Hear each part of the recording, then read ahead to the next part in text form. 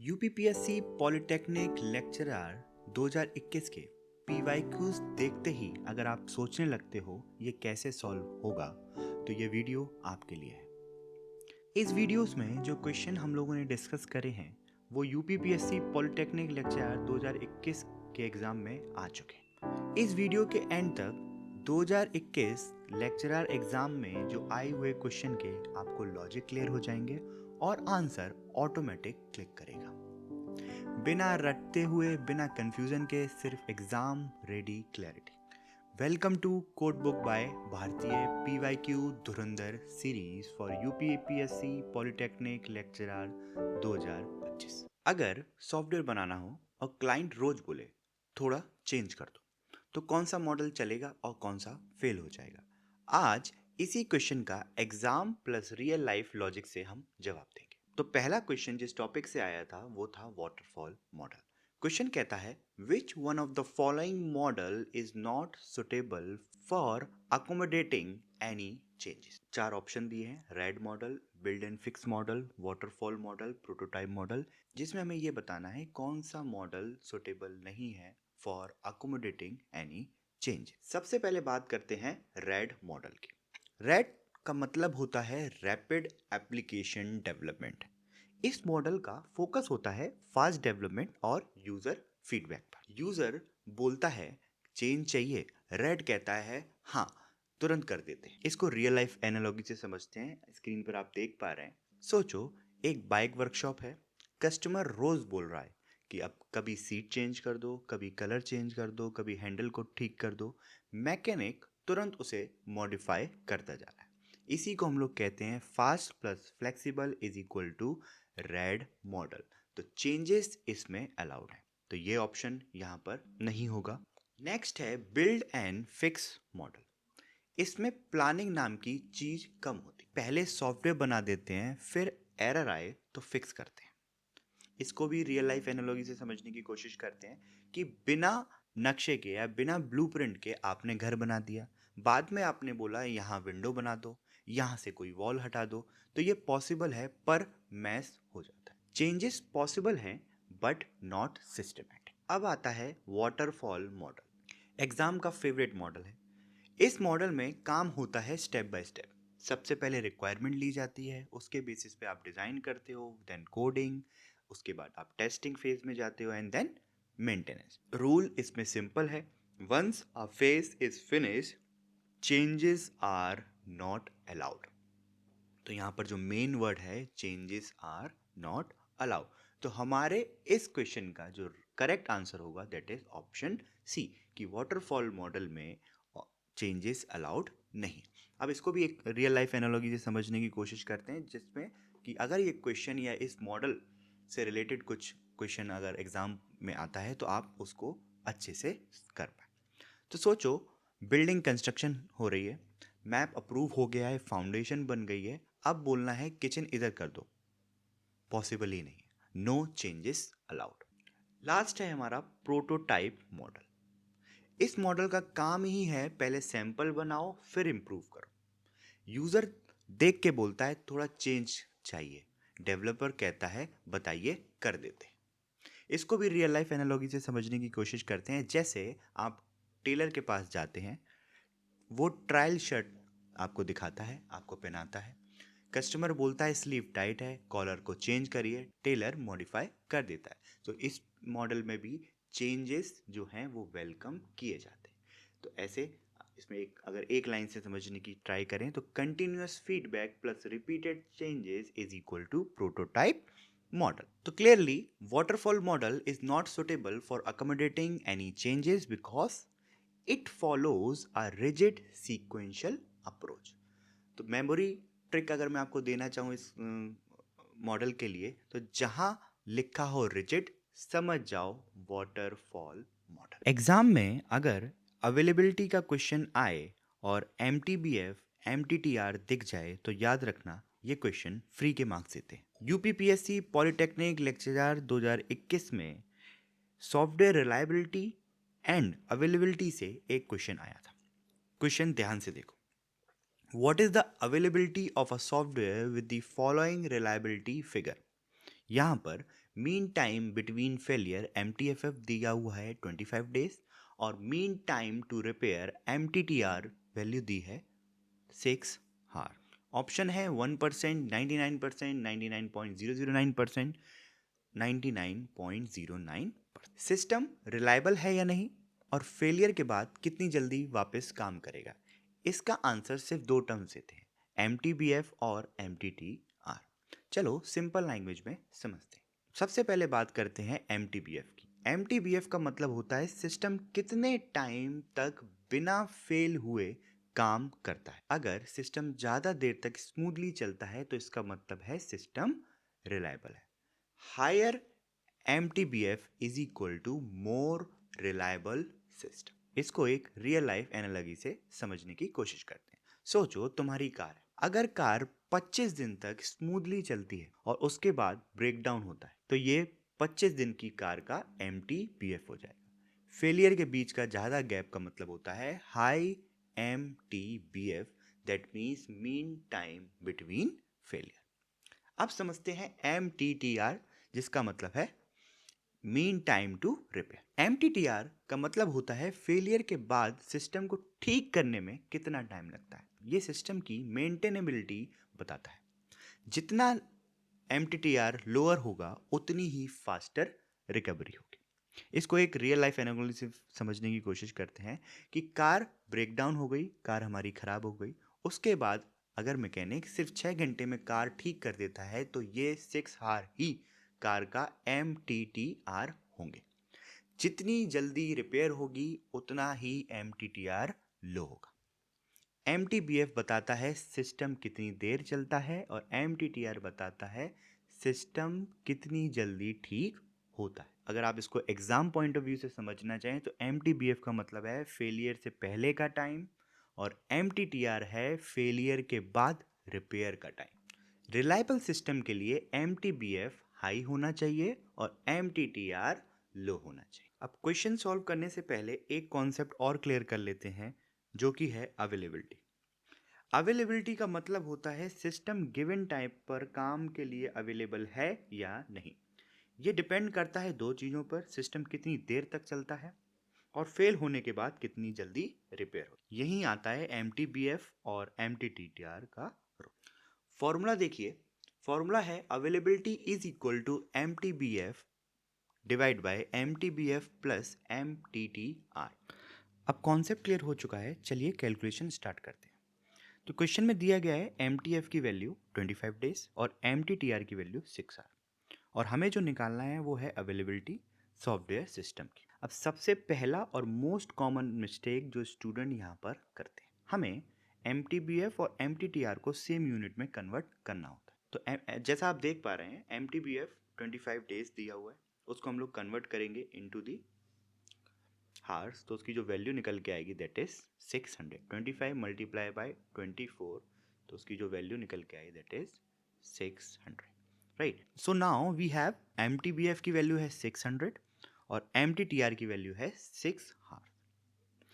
Now अब apply करते हैं अवेलेबिलिटी का फॉर्मूला। तो अवेलेबिलिटी का फॉर्मूला क्या था, A is equal to availability, A stand for availability, that is MTBF divide by MTBF plus MTTR। अब हम इसमें वैल्यू पुट करते हैं तो MTBF की वैल्यू क्या है 600, that is 600। Now 600 plus MTTR की वैल्यू क्या है 6, जो यहाँ पर वैल्यू आएगी दैट इज 600 डिवाइड बाय 606। तो ये कुछ, तो इसको हम लोग सॉल्व करेंगे तो कुछ ये वैल्यू आएगी 0.99009 समथिंग। इसको अगर हम लोग परसेंटेज में कैलकुलेट करते हैं तो वो आएगा 99.009%, दैट इज आर। तो जो हमारा आंसर निकल के आएगा that is C. Exam point of view से आप याद रखेंगे कि जितना बड़ा MTBF होगा और जितना छोटा MTTR होगा, अवेलेबिलिटी हमेशा 99% के आसपास ही आएगी। सॉफ्टवेयर इंजीनियरिंग में एक क्वेश्चन ऐसा होता है जो बिना कैलकुलेशन के डायरेक्ट मार्क्स दिलाता है। तो नेक्स्ट क्वेश्चन का टॉपिक है software quality models. McCall, Boehm, ISO 9000 और ISO 9126। UPPSC, GATE, PSU exam में ये फ्रिक्वेंटली क्वेश्चन रिपीट होता है। तो क्वेश्चन क्या कहता है, which one is not a software quality model.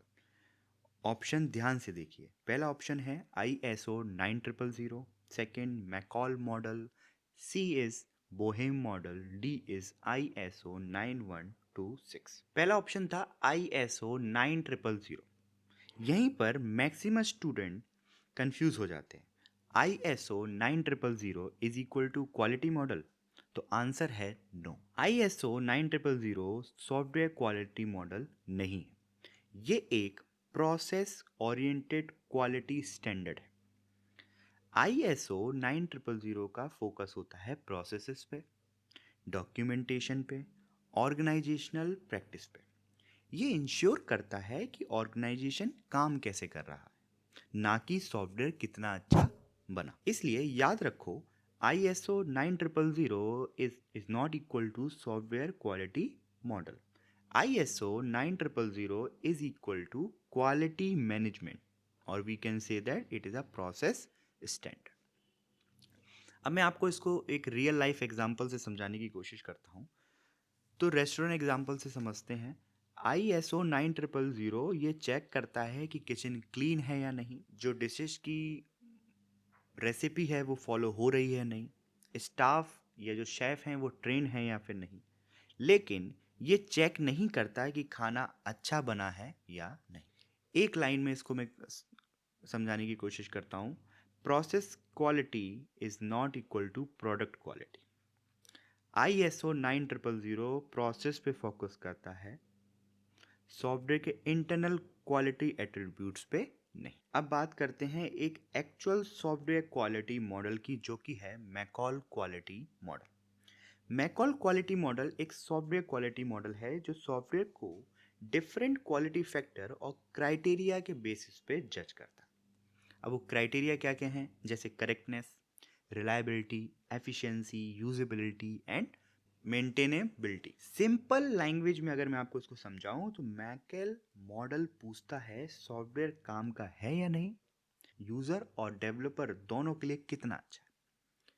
इसको भी रियल लाइफ एनालॉजी से समझने की कोशिश करते हैं। आप सपोज कार खरीदने के लिए गए। कस्टमर जब कार खरीदता है तो वो क्वेश्चन पूछता है, माइलेज कितना है, ड्राइव कंफर्टेबल है या नहीं, रिपेयर और मेंटेनेंस इजी है या नहीं। एग्जैक्टली वही काम मैकॉल मॉडल सॉफ्टवेयर के साथ करता है। कार के फीचर को चेक करना इज इक्वल टू सॉफ्टवेयर के क्वालिटी फैक्टर को चेक करना। इसलिए बोलते हैं car feature evaluation is equal to McCall model. So एक लाइन में एग्जाम के लिए मैं आपको इसको समझाऊं तो मैकॉल मॉडल सॉफ्टवेयर क्वालिटी को यूजर प्लस डेवलपर दोनों के पर्सपेक्टिव से इवेल्युएट करता है। अब next important software quality model देखते हैं, जो कि है Boheme quality model. Boheme quality model एक हिरार्किकल सॉफ्टवेयर क्वालिटी मॉडल है। इसका मेन फोकस होता है understandability, flexibility, portability, reliability, maintainability. मतलब सॉफ्टवेयर फ्यूचर में कितना इजीली हैंडल हो सके। इसका कोर आइडिया क्या है, बोहेम मॉडल चेक करता है सॉफ्टवेयर को समझना कितना इजी है, फ्यूचर में कोई चेंज होगा तो ये सॉफ्टवेयर हैंडल कर पाएगा या फिर नहीं। इसको भी रियल लाइफ एनालिसिस से समझते हैं। एक अच्छी टेक्स्ट बुक वो होती है जिसमें लैंग्वेज सिंपल हो, diagrams of figures clearly visible हो, कंटेंट फ्यूचर एडिशन के लिए इजीली अपडेट हो। ऐसी बुक्स को समझना, मॉडिफाई करना और रीयूज करना इजी होता है। एग्जैक्टली वही कॉन्सेप्ट बोहेम मॉडल सॉफ्टवेयर पर अप्लाई करता है। जो सॉफ्टवेयर इजीली समझ आए, इजीली मॉडिफाई हो और इजीली रीयूज हो पाए, वो हाई क्वालिटी सॉफ्टवेयर माना जाता है। इसलिए एग्जाम के लिए याद रखिए, Boehm model is equal to maintainability plus future changes. McCall model ज़्यादा फीचर और करंट यूज पर फोकस करता है, जबकि बोहेम मॉडल फ्यूचर ग्रोथ और मेंटेनेंस पर फोकस करता है। अब बात करते हैं एक internationally accepted software quality model की, जो कि है ISO 9126। ISO 9126 एक इंटरनेशनल सॉफ्टवेयर क्वालिटी मॉडल है जो सॉफ्टवेयर प्रोडक्ट की क्वालिटी को 6 मेजर कैरेक्टरिस्टिक्स के बेसिस पर डिफाइन करता है। अब ये कैरेक्टरिस्टिक्स क्या क्या हैं? पहली कैरेक्टरिस्टिक्स है फंक्शनलिटी, दूसरी रिलायबिलिटी, तीसरी usability, fourth efficiency, fifth maintainability and six is portability. Simple शब्दों में समझा जाए तो ISO 9126 पूछता है सॉफ्टवेयर ओवरऑल कितना अच्छा प्रोडक्ट है। इसको भी रियल लाइफ एनालॉजी से समझने की कोशिश करते हैं। जब हम फ़ोन रिव्यू करते हैं तो हम पूछते हैं कुछ सवाल। पहला सवाल होता है कि फीचर सही काम कर रहे हैं, हैंग या क्रैश तो नहीं होता, यूज़ करने में इजी है या फिर नहीं, बैटरी कितनी एफिशिएंट है, अपडेट करना इजी है या नहीं, दूसरी कंट्री में भी ये काम करेगा या फिर नहीं। एग्जैक्टली यही क्वेश्चंस ISO 9126 सॉफ्टवेयर से पूछता है। एग्जाम के लिए एक लाइन याद रखो, ISO 9126 evaluates overall software product quality। तो इस क्वेश्चन का जो आंसर निकल के आता है वो है ISO 9000। ISO 9000 क्योंकि ISO 9000 सॉफ्टवेयर क्वालिटी मॉडल नहीं है। ISO 9000 एक क्वालिटी मैनेजमेंट और प्रोसेस स्टैंडर्ड है जो ऑर्गेनाइजेशन के प्रोसेस और डॉक्यूमेंटेशन पे फोकस करता है, सॉफ्टवेयर के क्वालिटी एट्रीब्यूट्स पे नहीं। इसलिए करेक्ट आंसर है ISO 9000। एग्जाम में अगर ये पूछ लिया जाए प्रोजेक्ट मैनेजमेंट का पार्ट कौन सा नहीं है और ऑप्शन बिल्कुल कंफ्यूजिंग हो, तो गलती यही होती है। आज इसको क्रिस्टल क्लियर कर देते हैं।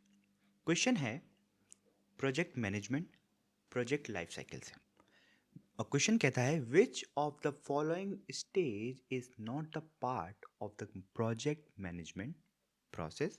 और स्टेजेस दे रखी हैं, क्या क्या स्टेजेस हैं? Project planning, project execution, project design, project testing, project management. Project management process एक स्ट्रक्चर्ड सेट ऑफ एक्टिविटी है जिसका यूज़ प्रोजेक्ट को प्लान, ऑर्गेनाइज, एग्जीक्यूट, मॉनिटर और क्लोज करने के लिए किया जाता है ताकि प्रोजेक्ट टाइम, कॉस्ट और रिसोर्स कंस्ट्रेंट के अंदर सक्सेसफुली कंप्लीट हो पाए। इसके अंदर 5 स्टैंडर्ड स्टेजेस होते हैं। पहला स्टेज होता है इनिशिएशन। यहाँ प्रोजेक्ट का ऑब्जेक्टिव और फीजिबिलिटी डिसाइड होती है। दूसरा स्टेज है प्लानिंग। यहाँ पर शेड्यूल, बजट और रिसोर्स प्लान किए जाते हैं। Third stage is execution. Actual काम यहीं पर होता है। Fourth is monitoring and controlling. Progress को ट्रैक करना, रिस्क हैंडल यहीं पर होते हैं। लास्ट स्टेज है यहाँ पर क्लोजिंग। प्रोजेक्ट कंप्लीट होने के बाद फाइनल डिलीवरी दी जाती है। याद रखिए प्रोजेक्ट मैनेजमेंट का फोकस वर्क को मैनेज करना होता है, प्रोडक्ट डिजाइन करना नहीं। अब प्रोजेक्ट मैनेजमेंट प्रोसेस को अगर रियल लाइफ में समझना हो तो सबसे बेस्ट एग्जांपल है घर बनाना। सबसे पहले आता है इनिशिएशन। यहाँ सिंपल क्वेश्चन होता है घर बनेगा या नहीं। बजट, रिक्वायरमेंट और फिजिबिलिटी चेक होती है। नेक्स्ट स्टेज है प्लानिंग। यहाँ डिसाइड होता है घर कब बनेगा, कितना पैसा लगेगा, कौन सा मटेरियल लगेगा और कौन से लोग चाहिए। फिर आता है एग्जीक्यूशन। अब प्लानिंग पेपर पे नहीं, ग्राउंड पे आती। सीमेंट, लेबर, घर बनाना यहाँ पर स्टार्ट हो जाए। साथ साथ मॉनिटरिंग एंड कंट्रोलिंग चलता रहता है। चेक होता है काम टाइम पे हो रहा है या नहीं, बजट क्रॉस तो नहीं हो रहा, क्वालिटी मेंटेन हो रही है या फिर। लास्ट स्टेज है क्लोजिंग। घर कंप्लीट होता है, कीज मिलती हैं और प्रोजेक्ट ऑफिशियली क्लोज हो जाता है। तो प्रोजेक्ट मैनेजमेंट प्रोसेस की बात करें तो initiation, planning, execution, monitoring, closing, these are the standard stages of project management. तो प्रोजेक्ट मैनेजमेंट का मेन फोकस होता है वर्क को मैनेज करना, प्रोडक्ट डिजाइन करना नहीं। अब ऑप्शन देखते हैं, इस लिस्ट को देखते हैं। प्रोजेक्ट प्लानिंग और एग्जीक्यूशन प्रोजेक्ट मैनेजमेंट का पार्ट है। डिजाइन और टेस्टिंग SDLC का पार्ट है। प्रोजेक्ट मैनेजमेंट कोई स्टेज नहीं है, पूरा का पूरा प्रोसेस है। तो एक्चुअली रॉन्ग स्टेजेस 3 और 4 है। तो वो ऑप्शन 1 में भी आ रहा है, ऑप्शन 2 में भी आ रहा है और ऑप्शन 3 में भी आ रहा है। तो हमारा जो करेक्ट ऑप्शन होगा that is none of the. Software testing में एक टेस्टिंग ऐसी होती है जिसका फाइनल डिसीजन यूजर के हाथ में होता है, सॉफ्टवेयर एक्सेप्ट होगा या रिजेक्ट। तो इस क्वेश्चन को देखते हैं जो सॉफ्टवेयर टेस्टिंग टॉपिक से। क्वेश्चन है which of the following testing method is normally used as a acceptance test for a software system. Options हैं regression testing, integration testing, unit testing, functional test. अब सबसे पहले समझो एक्सेप्टेंस टेस्टिंग होती क्या है। एक्सेप्टेंस टेस्टिंग वो टेस्टिंग होती है जो एंड यूजर या क्लाइंट करता है ये कंफर्म करने के लिए सॉफ्टवेयर उसकी रिक्वायरमेंट के अकॉर्डिंग काम कर रहा है या नहीं। तो पहला ऑप्शन है रिग्रेशन टेस्टिंग। तो सॉफ्टवेयर में जब भी कोई चेंज या बग फिक्स होता है ना, सबसे पहले डर होता है कहीं पुराना काम खराब तो नहीं हो गया। इस प्रॉब्लम का सॉल्यूशन है रिग्रेशन टेस्टिंग। रिग्रेशन टेस्टिंग एक ऐसी टेस्टिंग है जो इंश्योर करती है कि जो नई चेंज है, बग है, वो एग्जिस्टिंग वर्किंग फंक्शनैलिटी को अफेक्ट ना करे। सिंपल शब्दों में पुराना काम अब भी ठीक चल रहा है या नहीं। इसलिए बोलते हैं ensuring old feature still work after the changes is equal to regression techniques. इसको एक रियल लाइफ एग्जांपल से समझने की कोशिश करते हैं। मान लो आपने कार की ब्रेक रिपेयर करवाई। रिपेयर के बाद आप सिर्फ ब्रेक ही नहीं चेक करते, आप ये भी देखते हो हेडलाइट्स काम कर रही हैं कि नहीं, स्टीयरिंग सही है कि नहीं, इंजन प्रॉपरली काम कर रहा है या नहीं। ये चेक करना कि ब्रेक फिक्स होने के बाद बाकी सब पहले जैसा काम कर रहा है या नहीं, इसी को कहते हैं रिग्रेशन टेस्टिंग। सॉफ्टवेयर में जब भी नया फीचर ऐड होता है या बग फिक्स होता है तो हम पुराने फीचर दोबारा टेस्ट करते हैं ताकि कंफर्म हो जाए कुछ भी ब्रेक नहीं हुआ। रिग्रेशन टेस्टिंग का मतलब ये नहीं कि नया फीचर टेस्ट करना है। रिग्रेशन टेस्टिंग का मतलब होता है ओल्ड फंक्शनैलिटी को भी रीटेस्ट करना। सो एग्जाम के लिए आप एक लाइन याद रखेंगे, regression testing is performed after the changes, और इसका पर्पस है एग्जिस्टिंग फंक्शनैलिटी वेरिफिकेशन। तो अगर मेमोरी ट्रिक में आपको देना चाहूँ तो रिपेयर के बाद पुराना सब कुछ चेक करना is equal to regression testing. Software के अलग अलग पार्ट जब इंडिविजुअली ठीक काम कर रहे हो ना, तब भी एक क्वेश्चन रह जाता है ये सब मिलके सही काम करेंगे या नहीं। इसी क्वेश्चन का आंसर देता है इंटीग्रेशन टेस्टिंग। इंटीग्रेशन टेस्टिंग एक ऐसी टेस्टिंग है जो ये वेरीफाई करती है कि जो डिफरेंट मॉड्यूल्स या कंपोनेंट जब इंटीग्रेट किए जाते हैं तो एक साथ वो अच्छे से काम कर रहे हैं या नहीं। सिंपल शब्दों में समझे, मॉड्यूल्स सब साथ मिलके सही चल रहे हैं या फिर नहीं। Verifying that different modules work together is equal to integration test. इसको भी रियल लाइफ एग्जांपल से समझने की कोशिश करते हैं कि मोबाइल फ़ोन के पार्ट्स हैं जैसे कैमरा, स्क्रीन, बैटरी, मदरबोर्ड्स। ये सब पहले सेपरेटली डेवलप होते हैं। असेंबली के बाद हम चेक करते हैं कि कैमरा ओपन हो रहा है या नहीं, स्क्रीन प्रॉपरली रिस्पॉन्ड कर रही है या नहीं, कैमरा और स्क्रीन एक साथ काम कर रहे हैं या नहीं। अगर सब कुछ मिलके सही चल रहा है तो इंटीग्रेशन सक्सेसफुल होता है।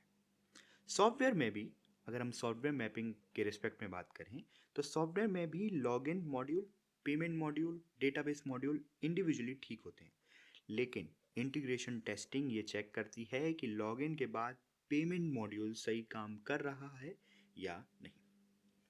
इंटीग्रेशन टेक्निक का मतलब ये नहीं है कि एक सिंगल मॉड्यूल टेस्ट करना, वो होता है यूनिट टेस्टिंग। इंटीग्रेशन टेस्टिंग का फोकस होता है interaction between modules. So exam point of view के लिए एक लाइन याद रखिए, integration testing is done after unit testing, focus on module focus. Memory trick से अगर इंटीग्रेशन टेस्टिंग आप याद करना चाहें, अलग अलग ठीक काम कर रहे थे, मिलके भी ठीक काम कर रहे थे, इसका मतलब इंटीग्रेशन टेस्ट। अब एक सवाल और होता है सॉफ्टवेयर बनाने से पहले, हर छोटा पार्ट इंडिविजुअली ठीक काम कर रहा है या नहीं। इस सवाल का जवाब देता है यूनिट टेस्टिंग। यूनिट टेस्टिंग एक ऐसी टेस्टिंग है जिसमें सॉफ्टवेयर के इंडिविजुअल यूनिट या फंक्शन को सेपरेटली टेस्ट किया जाता है ताकि इंश्योर हो सके कि वो करेक्टली काम कर रहे हैं या नहीं। सिंपल वर्ड्स में समझिए, एक एक पार्ट को अलग से चेक करना। इसलिए बोलते हैं testing a single component independently you is equal to unit testing. Software mapping के रिस्पेक्ट में अगर बात करें तो सॉफ्टवेयर में भी वही कॉन्सेप्ट अप्लाई होता है। जैसे एक फंक्शन है, एक मॉड्यूल है और एक मेथड है, इनको इंडिविजुअली टेस्ट किया जाता है before integrating them with other. Unit testing का मतलब ये नहीं है कि मॉड्यूल्स को जोड़ के टेस्ट करना, वो होता है इंटीग्रेशन टेस्टिंग, जो अभी हम लोगों ने ऑप्शन बी में देखा। एग्जाम पॉइंट ऑफ व्यू के लिए आपको एक लाइन याद रखनी है, unit testing is done before integration testing, usually performed by developers. User को सॉफ्टवेयर के अंदर का कोड नहीं दिखता, यूजर सिर्फ एक ही चीज देखता है, काम हो रहा है या नहीं। उसे सिर्फ मतलब होता है कि काम हो रहा है या नहीं। इस चीज को वेरीफाई करता है फंक्शनल टेस्टिंग। फंक्शनल टेस्टिंग को समझते हैं। फंक्शनल टेस्टिंग एक ऐसी टेस्टिंग टेक्निक है जो ये चेक करती है कि सॉफ्टवेयर के फंक्शन यूजर रिक्वायरमेंट और स्पेसिफिकेशन के अकॉर्डिंग सही काम कर रहे हैं या फिर नहीं। इस टेस्टिंग में इंटरनल कोड स्ट्रक्चर नहीं देखा जाता, सिर्फ आउटपुट और बिहेवियर चेक होता है। इसलिए बोलते हैं functional testing is equal to testing software based on user require. Real life example से समझने की कोशिश करते हैं। जब आप नया फ्लैट लेते हो, आप क्या चेक करते हो? लाइट्स काम कर रही हैं या नहीं, वॉट पानी आ रहा है या नहीं, लिफ्ट चल रही है या नहीं। आप ये नहीं देखते कि वायरिंग कैसे की गई है, ये या पाइप का डिज़ाइन क्या है। अगर ये सब चीज़ें काम कर रही हैं तो आप फ्लैट को एक्सेप्ट कर लेते हैं। सॉफ्टवेयर मैपिंग के रिस्पेक्ट में बात करें तो सॉफ्टवेयर में भी फंक्शनल टेस्टिंग एग्जैक्टली वही करता है। चेक होता है लॉगिन हो रहा है या नहीं, बटन क्लिक काम कर रहा है या नहीं, आउटपुट एक्सपेक्टेड आ रहा है या नहीं, बस फंक्शन काम करें, यही फोकस। फंक्शनल टेस्टिंग हमेशा ब्लैक बॉक्स टेस्टिंग होती है। एग्जाम के लिए याद रखो, functional testing focuses on what the system does, not on how it is implemented. अगर आपको इसको मेमोरी ट्रिक से याद करना है तो यूजर अगर खुश है मतलब फंक्शन सही चल रहा है, that means functional testing. Now अब हम लोगों ने चारों ऑप्शन को देख लिया था, अब ऑप्शन एलिमिनेशन की हेल्प से इसको सॉल्व करने के ट्राई करते। तो रिग्रेशन टेस्टिंग पुराने फीचर्स रीचेक करने के लिए होता है, ये ऑप्शन एलिमिनेट करते हैं। इंटीग्रेशन टेस्टिंग मॉड्यूल्स के इंटरेक्शन के लिए होता है, ये भी नहीं। यूनिट टेस्टिंग डेवलपर करता है सिंगल मॉड्यूल के लिए। यूजर को कोड या इंटरनल वर्किंग से मतलब नहीं होता है, यूजर सिर्फ फंक्शनलिटी चेक करता है। इसलिए एक्सेप्टेंस टेस्टिंग के लिए फंक्शनल टेस्टिंग यूज होती है। So correct option is D, that is functional testing. बस इसी तरह के यूपीपीएससी पॉलिटेक्निक लेक्चरर के PYQs exam oriented concept, simple language और रियल लाइफ क्लैरिटी के साथ अगर आप पढ़ना चाहते हो, जहां पीवाईक्यू देखते ही लॉजिक क्लिक करें और यूपीपीएससी पॉलिटेक्निक लेक्चरर एग्जाम का प्रेशर ब्रेक हो। क्योंकि याद रखिए, जहां कॉन्सेप्ट क्लिक करे और एग्जाम का प्रेशर ब्रेक हो, वही है code book by Bharti. Video पसंद आई तो लाइक करिए, चैनल को सब्सक्राइब करो और अपने एग्जाम पार्टनर के साथ शेयर करना ना भूलें। मिलते हैं नेक्स्ट वीडियो में, तब तक पढ़ते रहिए, समझते रहिए with code book by Bharti.